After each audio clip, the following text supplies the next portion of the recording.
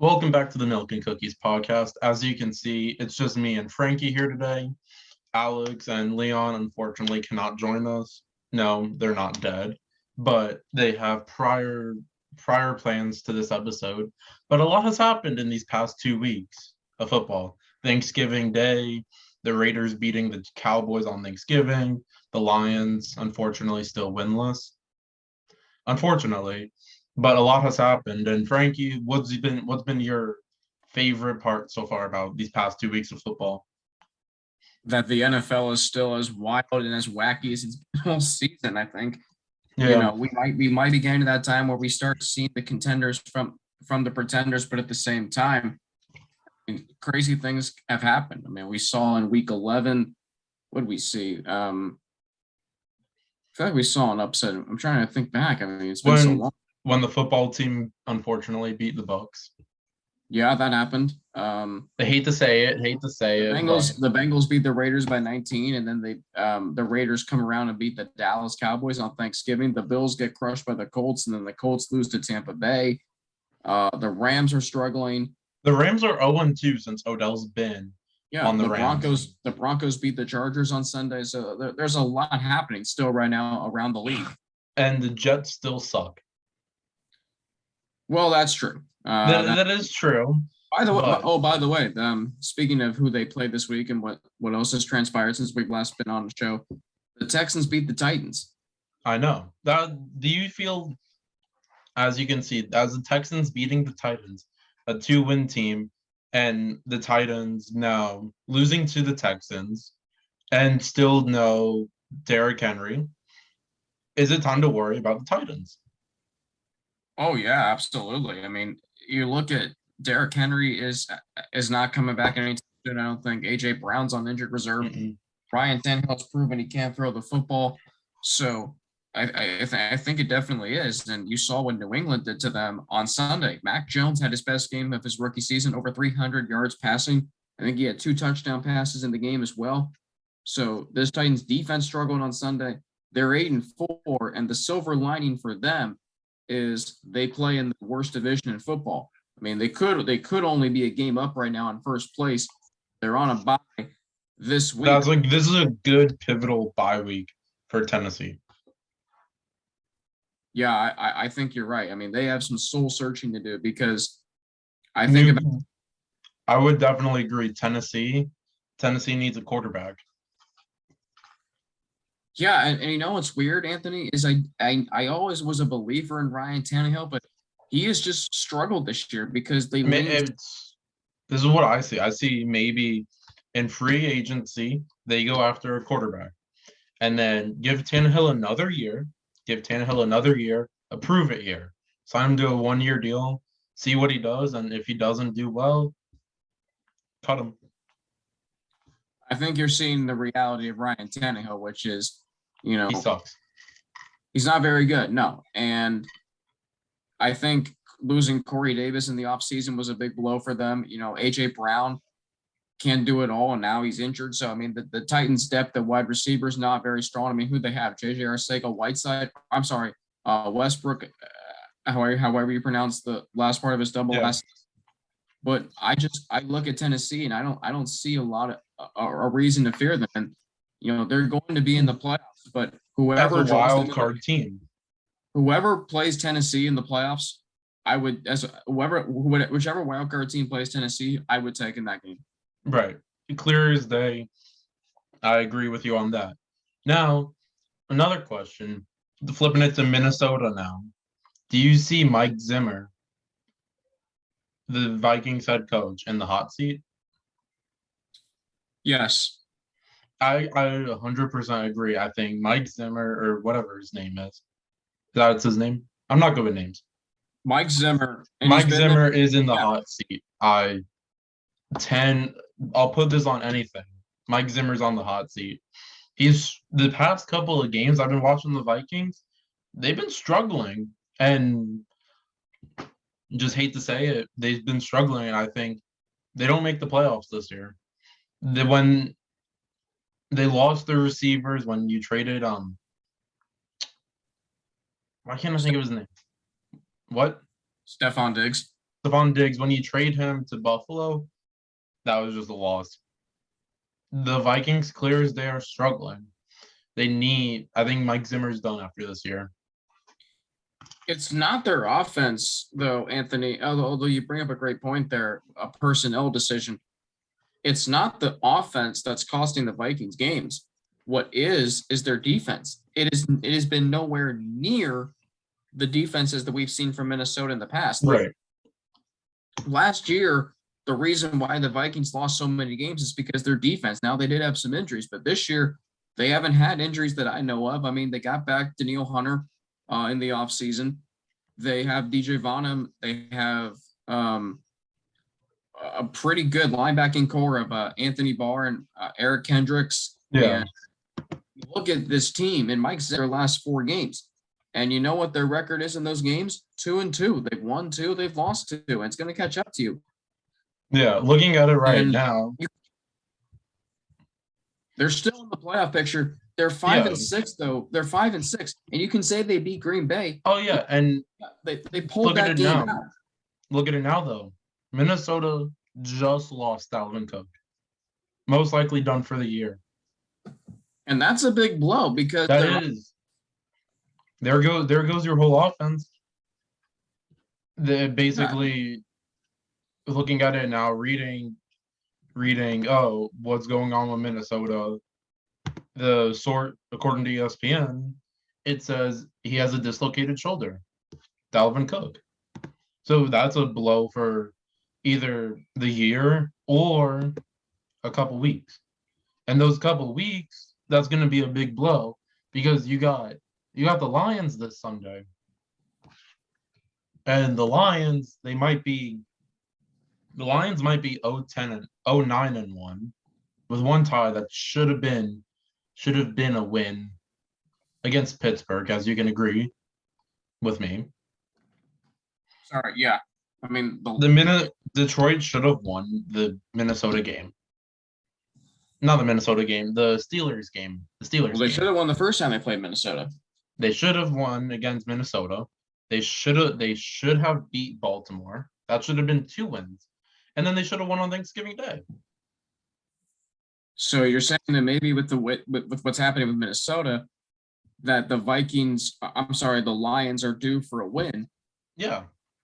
And it's in Detroit on Sunday. And all the more means that Detroit finally gets their first win. But yeah, the offense for Minnesota, Anthony, had done a really good job of masking the problems with this team on defense. But unfortunately, I mean, they can't do it all. They need some help from the defense, and they just haven't risen to the. Another big loss that just came out, McCaffrey, done for the year. He always has a season-ending injury. So it's like, if you're taking him in fantasy, it's just a hit or a miss because season-ending injury, what are you going to do? It's the same thing you see every single year. It was like that with Saquon. He always had a knee injury. Yeah, it's Carolina to me. I mean, I thought maybe they can make one more run at it when Cam Newton returned. And no, they're not going to do it. Cam got benched in that game. They're 0-2. Yeah, they're 0-2 in their last 2 games. And I just don't see it. I mean, the thing is, the NFC, they're going that division. The NFC South of that division, Tampa, the Saints, the Falcons, and the Panthers, clear as day, Tampa's going to take it. Tampa's going to take it if we stay healthy. That's our key word. There's no question about it. And oh, yeah, but like when we struggled against Indianapolis and barely beat them, and I worry about them. The other side to that is, and let's go to teams who picked up some big wins this week. Mm-hmm. I thought Tampa Bay, that was a really big win for them because that puts us at 8-3. Yeah, but Anthony, I want your take on this because to me, Tampa Bay won in a way they don't normally win games, at least right, and that is they beat the Colts at their own physical game. Well, you see, look at this. When set at the end, close to halftime, that's when they started picking things up together. They got good running. Fournette freaking scores 4 touchdowns. looking Yeah. like looking like playoff Lenny again. Watch out, but It's yeah. I mean, and but that it's what just also Ali Marpet's out with an oblique injury, so that's a big blow to our offensive line. But we'll get there. We have Atlanta this week in Atlanta, and yeah. Atlanta's struggling. They're just struggling. I don't know how to say it, but they're struggling. And looking at the scores from last week's games, Atlanta played the Jags. They won 21-14. They still managed to let Jacksonville score 14 points. Yeah, and 14. that's And you're going up against a Tampa team that averages 28 to 30 plus points per game. And no offense, Atlanta, and no offense to my best friend Torn, it's gonna be a murder. you never know with division games. I think Tampa Bay will end up winning. Spoiler alert, but I just think Anthony, you mentioned it, and this was around the time last year Leonard Fournette started to round into form, and then a big part of Tampa Bay's postseason run. I think Fournette stays in Tampa for a while. 4 touchdowns against Indianapolis. Tampa Bay had more rushing first downs than passing first downs. Yeah. And we all know their offense is driven through their passing game with Tom Brady. Somehow is still this amazing. Somehow 44-year-old man still goes to show you he's amazing. Yeah. But I got one for you. Yeah. Is it officially time to start worrying about the Seahawks? No, because they're done. We've already worried. Is this I'll take it a step further. Hang on, Anthony. Hang on. Don't want to cut you off. I'll take it a step further. They're done. Okay. For the next couple of years? I don't know, because I remember 3 years ago, I thought they were going to be in a rebuilding year, and I didn't know how long it was going to last. And that year they ended up winning. This was 2018. They ended up winning 10 games and making the playoffs. Well, they're 3-8 right now. Seattle doesn't have that winning pedigree that they had early on in Russell Wilson's career. And it is sad to see, because I'm a huge Russell Wilson fan. He's one of the good guys. He's one of the best quarterbacks in the NFL normally, but they just do not have a team that can compete. No, it's just like, I mean, you could win 5 years ago with that. And Colin Cowherd's right. You know, it seems outdated, and it is, but it shouldn't be, because Russell Wilson has abilities that many great young quarterbacks have in this league. He can run, he can throw the ball really well.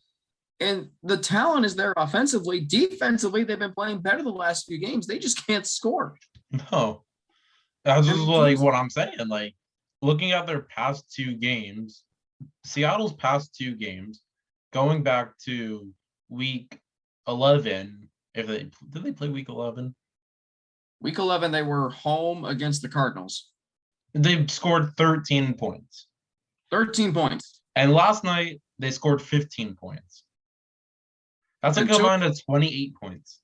Two of those points came on a blocked extra point return for a touchdown. Yeah. It's just, Anthony, they don't strike fear to anybody anymore. No, like, no offense, Tyler Lockett, he's changed his hair color twice the many of times, or quadruple the many times Are you thinking of Tyler Lockett or DK Metcalf? Metcalf. Either way, I mean, and the thing is, like, they have weapons on offense. It's just not working. No, like, nothing's clicking. It's like how I look at it. It's how I look at the Bucks. Like, when we had Jameis, we had the weapons, we had everything. Like, we had so many good receivers, and nothing was clicking. And then you get Tom Brady to come into Tampa, and then Blaine Gabbert also coming to Tampa when he plays from time to time. Look at how it is now.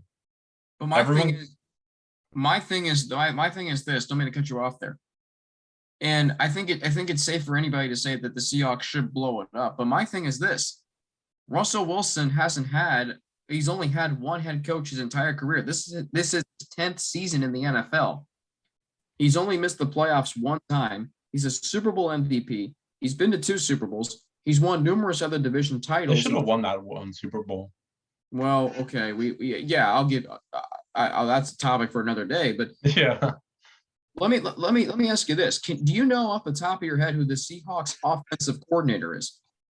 I do not, but I can look it up. Okay. There's the problem. When Pete and Colin Cowherd brings this point up too, and I agree with it. Pete Carroll's a defensive-minded head coach. You need to delegate your offense completely to an offensive coordinator. They don't have their offensive coordinator is Shane Waldron. Shane Waldron. Who the hell is he? Like, remember? Pressure is new on the new Seahawks offensive coordinator, Shane Waldron, to keep everyone. He was the former Patriots offensive coordinator. Okay. Man, interesting. When was Shane Waldron the Patriots offensive coordinator? Must have been when Josh McDaniels was at Denver for 1 or 2 years. Oh, I'm in the Rams. My bad. The Rams, Washington football team, and New England Patriots. He was previously served as an assistant coach for them. Yeah, but Anthony, it's like, remember when they had Brian Schottenheimer as their offensive coordinator? Yeah. Weren't they really good? I don't agree. I mean, I don't think so, but yeah, they were. They were really good. Okay, because they had a very strong offensive-minded head coach. And now, I mean, Darrell Bevel. Okay, at least you know his name. Yeah. They don't have a strong offensive mind. There's going to be a lot in this offseason. If they lose out, there's going to be a lot of cleaning house. Oh, absolutely. I mean, I think there already should be. I think, for as much as, it's interesting because Matt Ryan had the same head coach for his first 7 seasons, Mike Smith.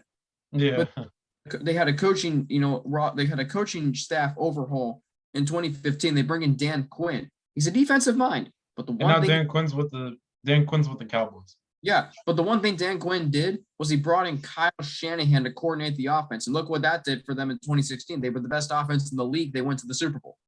Yeah, and now Shanahan's with the Niners. Yes, and the Niners have been playing some good football recently. Now they have been playing. The 49ers just beat the Vikings. Yeah. And the 49ers, if they win the games they're supposed to win, which they have a home game. Jaguars. Yeah, if the Niners win the games they're supposed to win, I mean, I think you can get in the playoffs in the NFC with 9 wins. And now the 49ers play the Seahawks this week. So that's a win. In Seattle. Yeah, but I still think the Niners are going to win there. Oh, yeah. The Niners. Seeing Seattle struggle, it's just like, it pains me. I remember that couple of years when I was on that Seattle Seahawks bandwagon for a little bit. I was on that. They're fun to root for. They had the best player almost at every position. Yeah, and now look at it. You still got Russell Wilson. Still, I think he's the most underrated quarterback there is, in my personal opinion. And then I'm going through the Niners schedule right now just because there's a lot of games on there that I think they can win. Let's look. San Francisco. They got. Their remaining schedule is at Seattle, at Cincinnati, which got flexed to 425 today. That's a good game, then. That's a really good game. I'll be at that game. That's going to be a discussion for next week. Yep. And then they go. The Falcons, the Falcons. That's a win. Falcons. The Falcons. They're gonna go defense this whole offseason, I think. They should. Okay. And some offensive line protection. Yeah. So then they got the Titans, then they got the Texans, and then the Rams. Win. And the Rams game is on the road. So I've got 425. I think they can win 4 to 5 more games. That gets you to 10 wins. That should be enough to make the playoffs, especially in the NFC. And right now, the 49ers are 6-5. It just took them a while to get going because they had so many injuries. Yeah. That was a big win this week. Another big win, Anthony. I know you're excited about this. Both your teams won big games this week. The Ravens bouncing back with a win in Dallas. I mean, are they alive? Or should we still fear the Raiders? It's the Raiders. You never know what you get yourself into with this team. Looking at it like this, when the Raiders made the playoffs I forgot what year they made the playoffs. When Jack Del Rio was still the head coach. I think they won like 2016. 2016. Yeah, And then 2016. Derek Carr freaking breaks his leg, and you have Connor Cook starting at your quarterback. We managed to score 7 points against the Texans and lose 24-7. But now the Raiders, they beat Dallas. They didn't just beat them; they beat them in Dallas, and I feel like that's a statement win. And looking at the Yeah, Raiders now, they're 6-5. they're Raiders are six. 6-5. They're Yeah, six and and five. The rest of their schedule is home against the football team. that's going to be an interesting game. If they don't Raider it up, don't If they mess don't, up.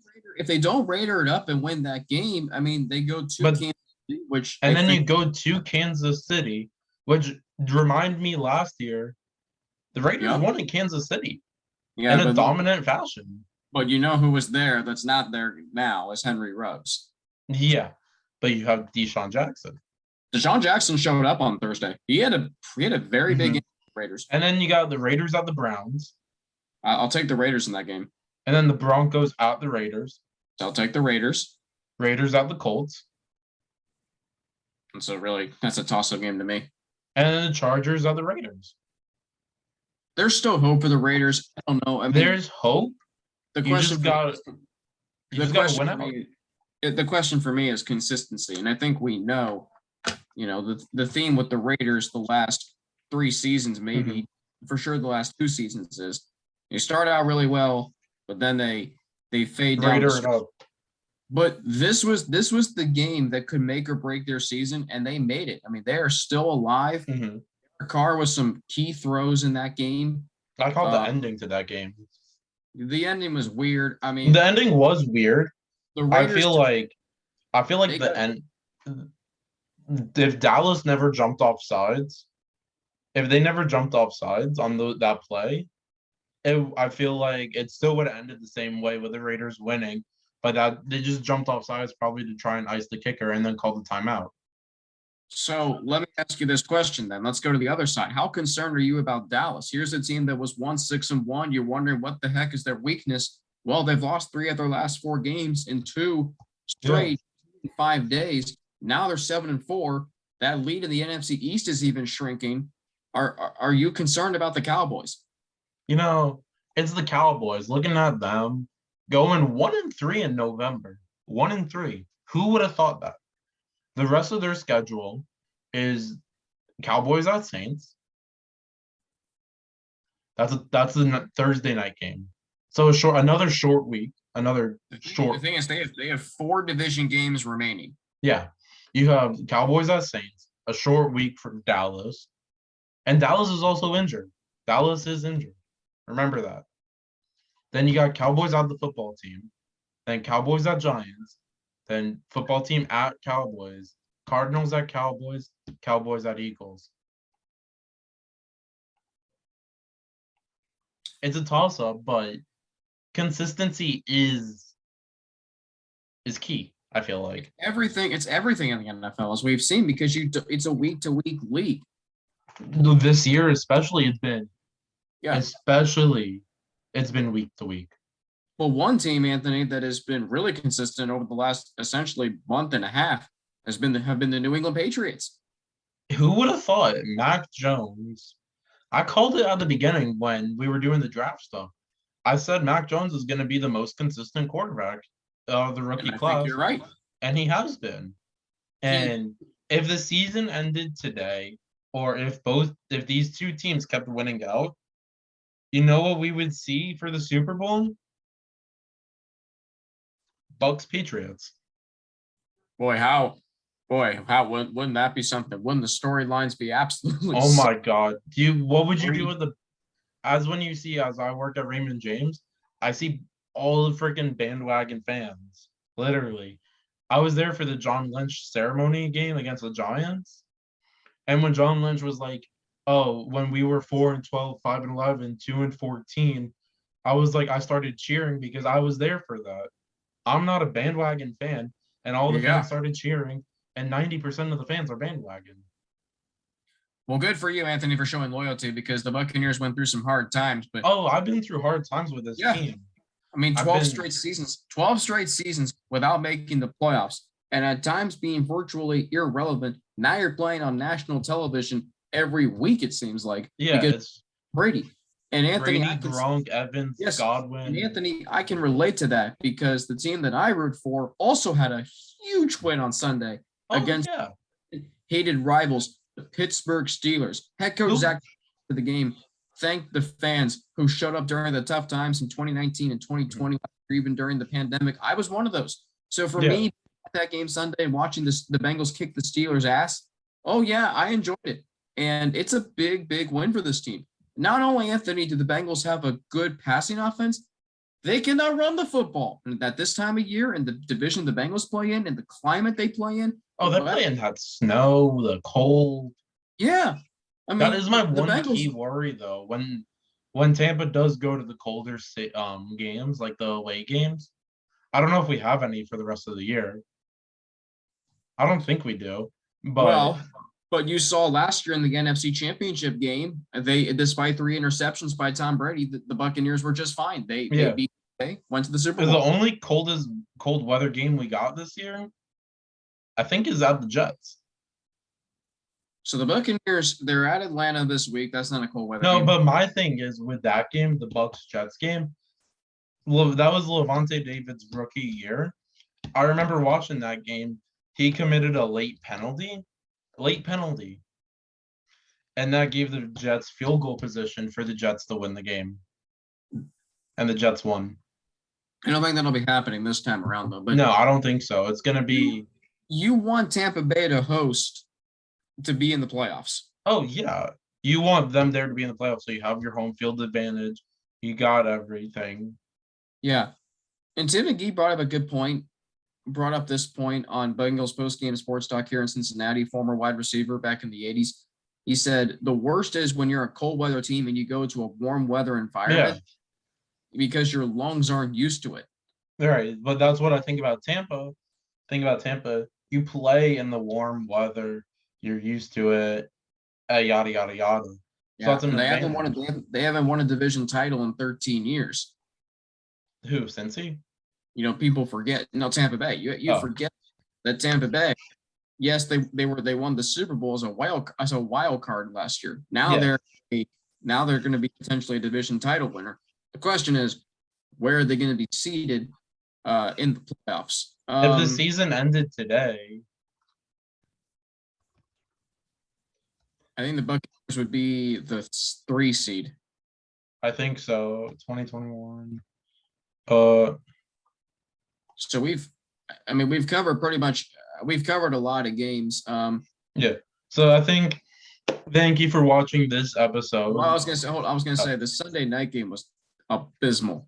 I didn't even watch it. Good. Lamar Jackson threw 4 interceptions. Baker Mayfield did less than 50% of his passes. The Ravens won 16-10.